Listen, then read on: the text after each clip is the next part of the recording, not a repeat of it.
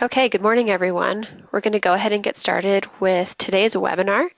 We wanted to kick off our webinar series for this school year, sharing some information on how to approve meal benefit applications.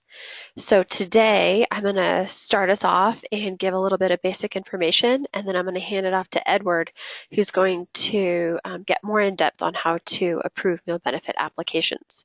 And I'm really excited for today's webinar. We've always had challenges out in the field with meal benefit applications, and there's a lot of kind of complicating factors. Rules change annually. So we wanted to make sure that we started everybody off this year with just all the basic information they need to be successful.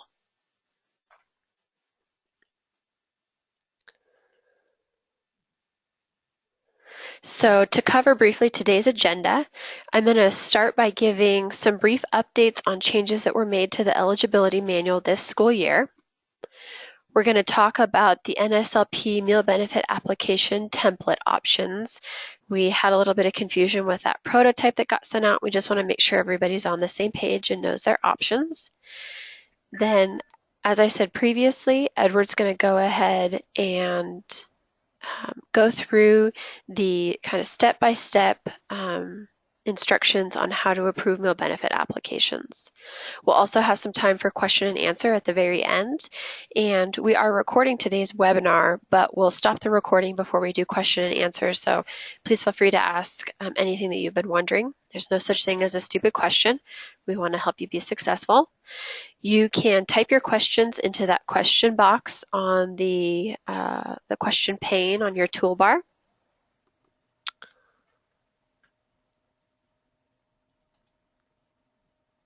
Okay, so to go ahead and get started on some of our eligibility manual updates this year. First, I've provided a link to where you can access that eligibility manual, and as they've done in years past, USDA puts out a version of that eligibility manual where all revisions have been highlighted in yellow. And this is the one that I always print off to use for my own purposes. And I love that highlight because it shows you really at a glance what information has been new in the coming year. So if you have a situation and you sort of already have it in your head, what rules apply to that situation, go ahead and look in your eligibility manual to that same section. And if there's stuff highlighted in yellow, you know that there may have been a change and you might need to review that information. Of course, you're always encouraged to contact your contact person, whether that's myself or Rose Walter Beek. We are happy to help as the school year kicks off. You're plowing through a lot of applications, and we know sometimes there are some strange circumstances that come up that you may need a little guidance on how to handle. To talk about two main changes to the eligibility manual. There were quite a few small changes, and I really just wanted to kind of keep it to two big ones. And the first one is a really substantial change to the guidance USDA has given us in the past. And I actually had to call USDA and say, does this mean what I think it means? Because this is a big change from what has gone on in the past. So this is a change in how no income is being handled. So in the past, if that no income box was not checked and there was not information entered below on that person's income, that application was considered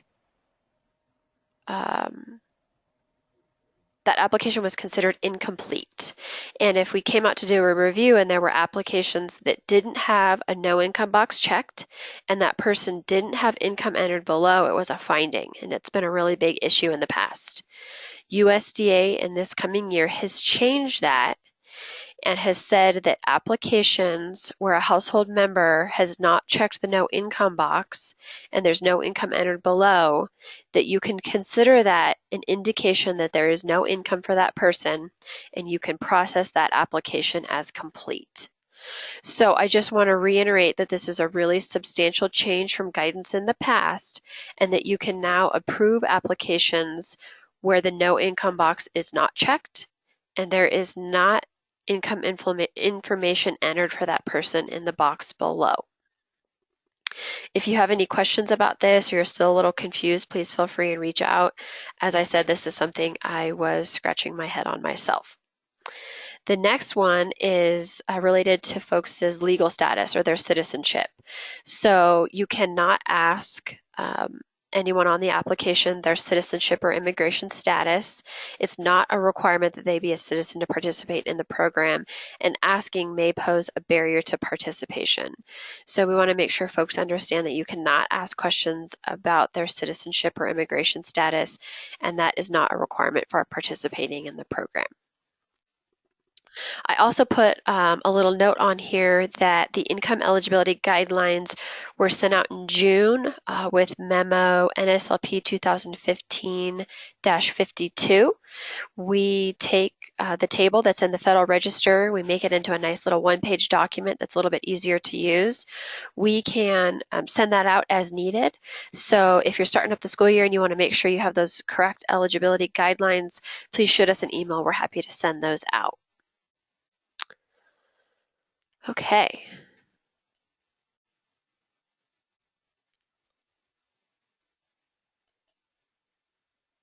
Next, I wanted to talk about the application templates. So these are those meal benefit application templates. And there has been some confusion this year, but I want to make sure folks know kind of where to pull those USDA templates, and you're free to use those templates kind of as they are, but entering in contact information specific to your district. If you are modifying that template, you need to send that to us for approval before you send out a modified template. So if you're using the USDA one, just entering in district contact information, and entering in Nevada where it's supposed to say Nevada, you're free to do that. We don't need to check that before you use it. If you're making any modifications to that template, you need to run that by us first. And here on that first kind of magenta colored arrow, I've pointed out the link where you can go to get translated applications. And when you click on that link, it'll take you to a Word document that's a complete package. So it has the meal benefit application, it has template letters to notify families of their benefit status, it has template letters for verification. It's really kind of all encompassing everything you need and in template form for this process. On our next arrow, I also have the family-friendly applications highlighted, and you can use those as well, just entering in contact information specific for your district, so that's another option.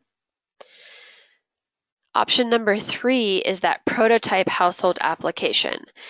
A lot of folks were confused on this year, and that was nationwide, not just in Nevada, because this prototype, and I've highlighted the link to that prototype, is really meant to be part of an online meal application, and it is not a comprehensive application in and of itself. So USDA sent this out as sort of a means of showing how some of the information can be collected in a more user-friendly form, but it does not have all the information that's required to be on a meal benefit application. So the prototype cannot be used as a standalone document. It doesn't have a place to enter contact information for the district. It doesn't have a place where you would write down what determination you made. So if you're using a paper-based application, really want to strongly caution you on how you use that prototype. If you're using paper-based, you want to look at that translated application for state agencies, the link below that, that family-friendly application. Those are documents that can be used in paper, kind of standalone. If you have any questions on that, please feel free to reach out to Rose or myself. Okay, now we're going to switch gears, and I'm going to hand the reins over to Edward, and he's going to walk us through step by step how to approve a meal benefit application. So hold on one moment.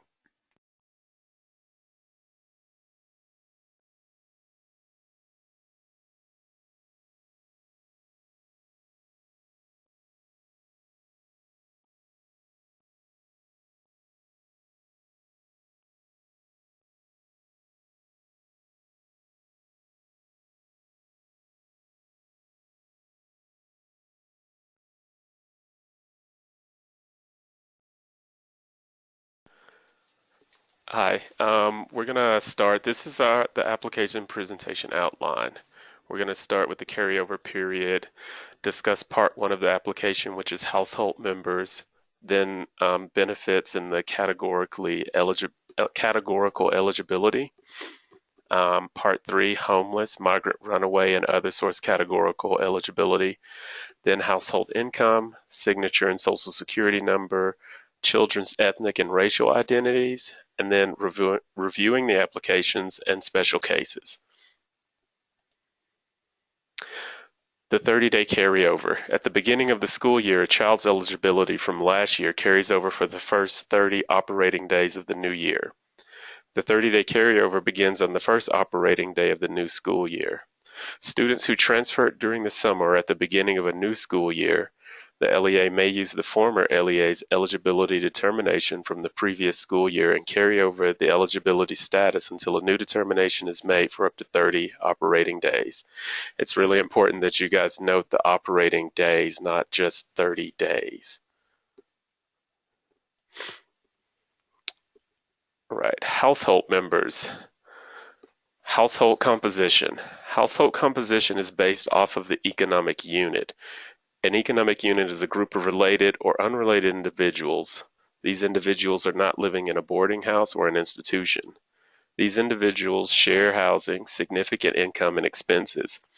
Individuals who meet these criteria must be included as a household member on the application for free and reduced price meals. And here's a few examples of of households.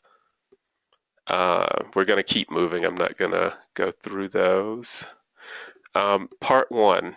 So this is where you would enter all the household members. In the first column, you would list all members based on the criteria presented earlier. In the second column, you would list any schools that are attended by children in that home. You would then check the box by the name of any child who's a foster child. If all the children in the home are foster children, you skip after filling out this first part, you skip to section 5 of the application, which is the signature of the adult household member. Check the no income box for all household members who do not have a contributable income to the household.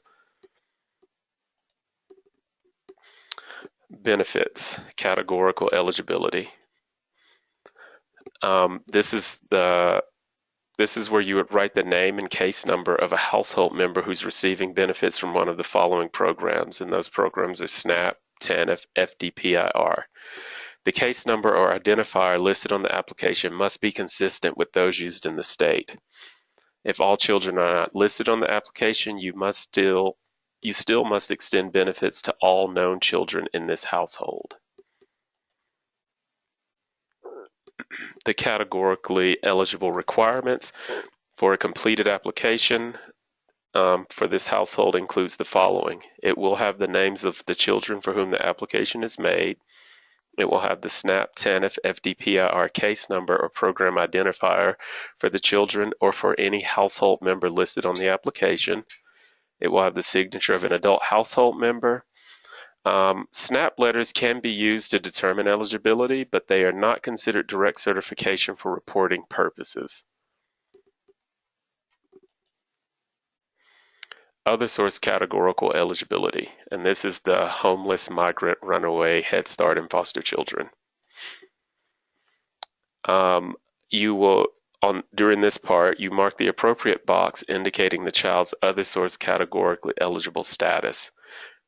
You acquire the appropriate required supporting documentation for the chosen status before certifying the child's eligibility for free meals.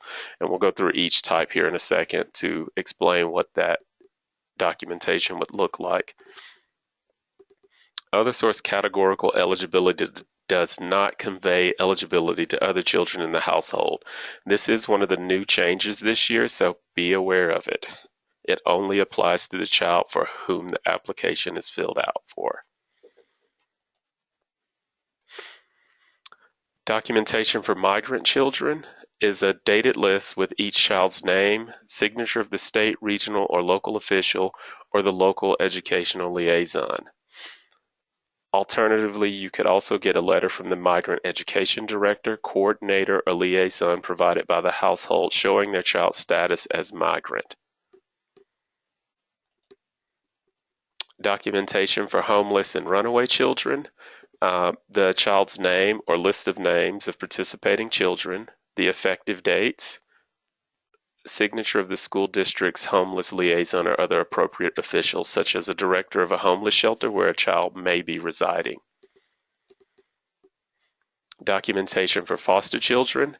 You can accept the following supporting documentation of a foster child status: electronic computer matches directly to the LEA, state or local agency or court letters confirming the child's status submitted by the household.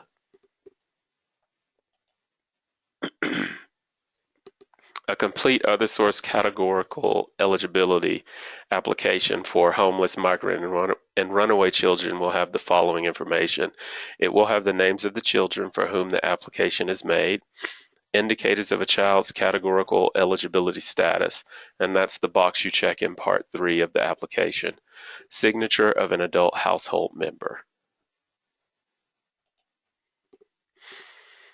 Other source categorical eligibility applications for foster children will have the following information. It will have the names of the foster children, indication of the child's categorical eligibility status, again that's the box in section 1 of the application, and a signature of an adult household member. Part 4 of the application is income. This is what Part 4 looks like. So in Part 4, Section 1, this is where you put the names of anyone in the household from Section 1 of the application, the household composition part, that has countable income. Section 2 of Part 4 asks you to list the income and its frequency. This is where you would enter the income and the frequency. The income should be entered in whole dollar amounts only. The roundup is 50 and above takes it to the next dollar, and 49 and below keeps it at the current dollar. Enter the gross income, not net. The gross income is the earnings before any deductions are applied. A complete income-based application will have all of the following information. It will have the names of all household members. It will have the amount, source, and frequency of current income for each household member. It will have the signature of an adult household member. It will have the last 4 digits of the Social Security number of the household's primary wage earner or another adult household member, or an indication that the household member does not have one, being a Social Security number. Annualizing and converting income. Income should only be annualized when there are multiple sources of income that occur at different frequencies. Programs or software can only annualize income if there are different frequencies as noted above. If there is only one source of income or multiple sources with the same frequency, add them up and compare that frequency to the appropriate income eligibility guideline. Current income and no income. Current income includes the following: the total income for the current month, current income projected for the month for which the application is filled out, or the total income for the month prior to the application. Income for all children is consolidated in one income field on the application. No income. A household with any member income field left blank is a positive indication of no income. When no income is provided, the application is still considered complete and processed normally. And this is one of the biggest changes this year. It is new for this year, as noted. Part 5, signature and Social Security number. This is Part 5 of the application. The sign here and print name are the only required for all types of applications. Income, categorically eligible, other source categorically eligible, and foster child applications. The last 4 digits of the Social Security number or an indication of no Social Security number are required for the income application only. The address and contact information is not required, and processing an application cannot be held up because this information is not included. Ethnic and racial identities.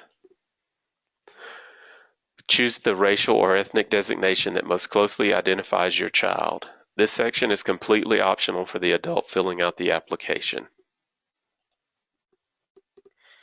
Reviewing the applications and approving complete applications. Application processing. Applications must be processed and the family notified of their eligibility status within 10 operating days of receiving the application. Please note that that is operating days and not 10 days. Application processing cannot be delayed if a household fails to provide any information that is not required. U.S. citizenship or immigration status is not a condition of eligibility for free and reduced price benefits. Application special cases. RCCI applications. An application is completed for each child unless the RCCI uses an eligibility documentation sheet for all children residing in the RCCI.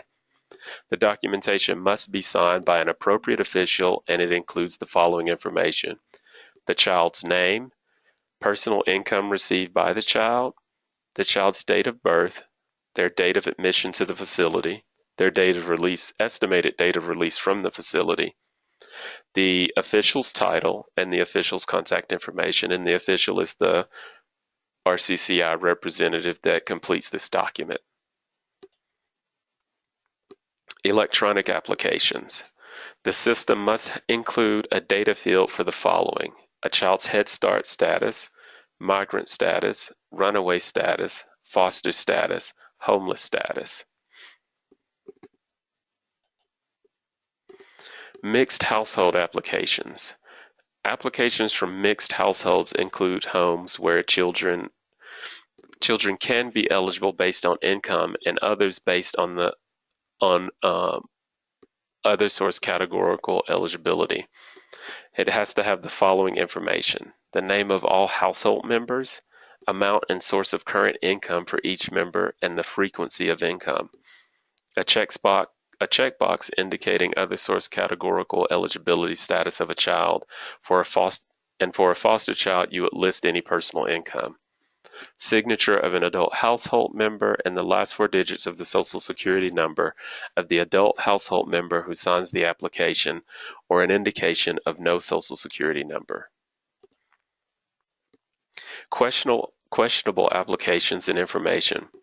Prior to certifying children for benefits, the determining official should review the application for any discrepancies in the information provided. If a discrepancy is found, the determining official has these following options. They can seek clarification about the information provided in order to make a determination in a timely manner.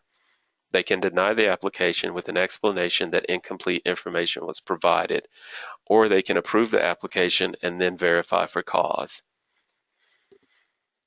That concludes that portion, and now we will take any questions you have.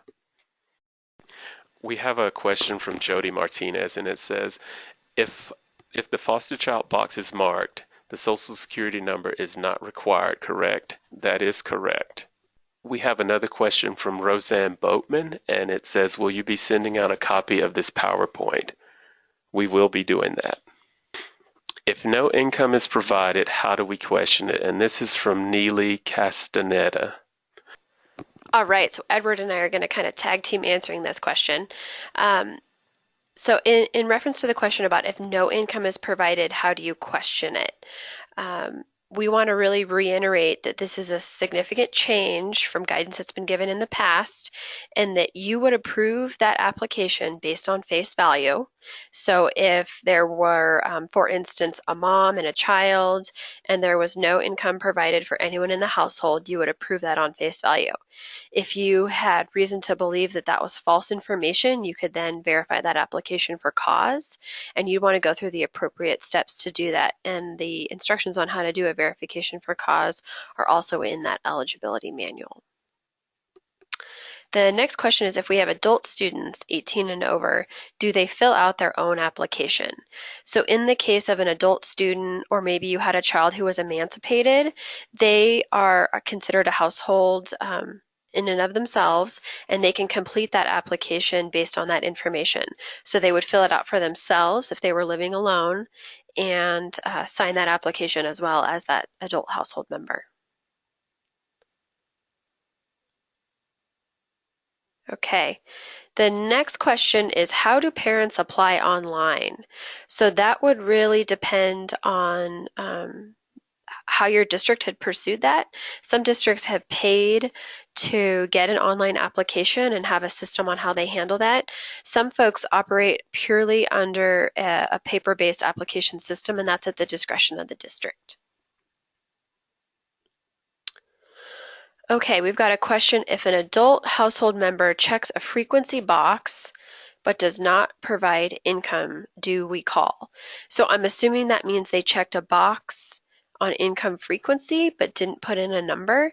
So in that case, you could contact that household and get some clarification.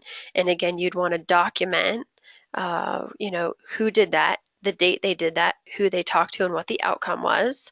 But you could reach out to that household and just ask for some clarifying information there.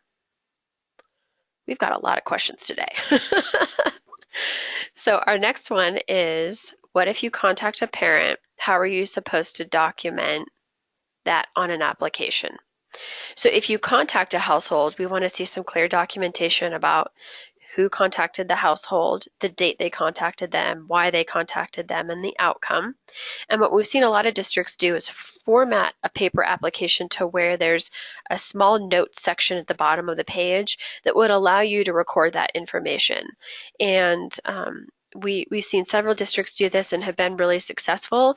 It sort of eliminates a situation where maybe you have some sticky notes going on that get lost later, and you're kind of scratching your head when we come out to look at applications about kind of who did what and why. So we want to make sure that you're documenting contacting households so we can see very clearly who did that, why, the date, and what the outcome was. Okay, next question. A letter to parents for verification for cause. Is it different from the random method? What should the letter say? So the verification letter, you can use the same information from a regular verification letter, and there's a USDA template for that. We just want to make sure that on your end you have clear documentation about your sample size you selected for regular verification versus applications you may have pulled and done verification for cause. Okay, where is the income frequency box on the application? I think that income frequency box question came from a district that utilizes an online application. So they might have that question formatted in a way where there's boxes that can be checked.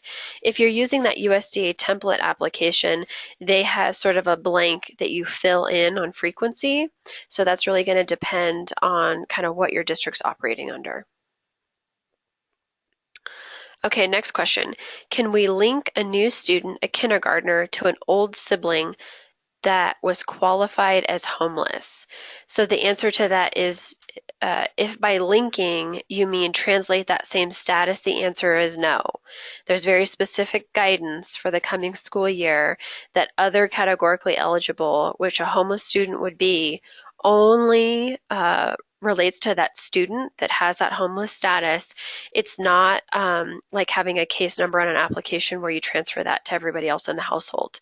That homeless status only applies to the student to which that status has been certified for. Who do we verify for cause?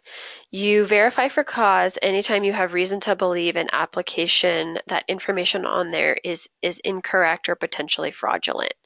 And there's some very specific guidance on what meets that criteria in the eligibility manual. So I'd encourage you to read that section, and if you have any questions, you can always run that by us. Okay, I think that blitz of questions may be over. Again, I really want to thank everybody for participating in the webinar today. We're hoping that this helps you out in the field when you're reviewing applications that come in. And again, I really want to emphasize to feel free to reach out and contact us when you have any questions. We did record today's webinar, so we'll post that on YouTube, and then we'll also send the link to the slides on our SlideShare account, so you'll be able to access those later. All right, we're going to go ahead and close this webinar. Thanks, folks.